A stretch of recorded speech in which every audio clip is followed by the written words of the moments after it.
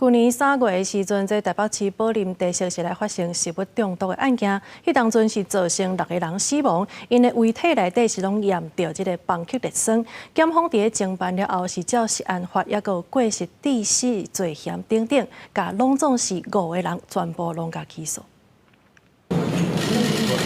马局长会室内，伊是餐饮业者李凤贤，伫台北市经营的宝林地设完璧信义 A13店，去年爆出食物中毒的事件，致死33个人中毒，其中6个人死亡。经过长达1年的调查，检方专案终结，而按照食安法过失致死等罪嫌，起诉负责人李凤贤、姓王的店长、姓周的杜子，也有姓黄的实习生等5个人。黎姓被告身为宝林公司实际负责人，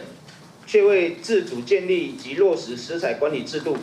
甚且饭后推诿卸责、未见悔意、态度不佳，愿具体求处4年以上有期徒刑。引发中毒的会员都是店内卖粿条，检方调查发现，业者无甲拆包装的粿条冷藏，干那放伫挖进水沟仔，涂骹的下层放物件的篮仔，以常温来保存，上久有到63点钟。加上收店了后，涂骹经过清洗，空调系统互关起来，厨房变甲翕热又搁湿湿，对蚌壳列酸毒素产生真有利。尤其店内的员工蓝山黑白底无共时期拆包装的粿条，实在也因为安尼小感染，互患者的人数又搁扩大。这个果条是不是因为真的是像检方所说的63小时没有冷藏，所以导致于这个病毒的产生？我认为这个逻辑上面可能会有些疑点。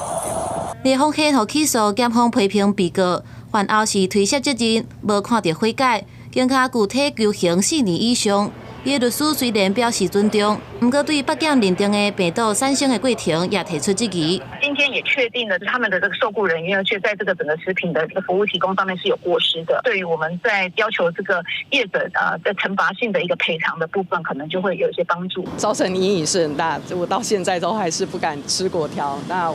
我也可能不敢踏进那间百货公司哦。我的肾功能现在还是只有1半。就是还没有恢复正常。专案爆发了后，消基会也协助30位死者的家属甲伤者提出团体诉讼，对一般的赔偿、慰抚金到定发性的赔偿，总计是2亿外。公司新闻采访报道。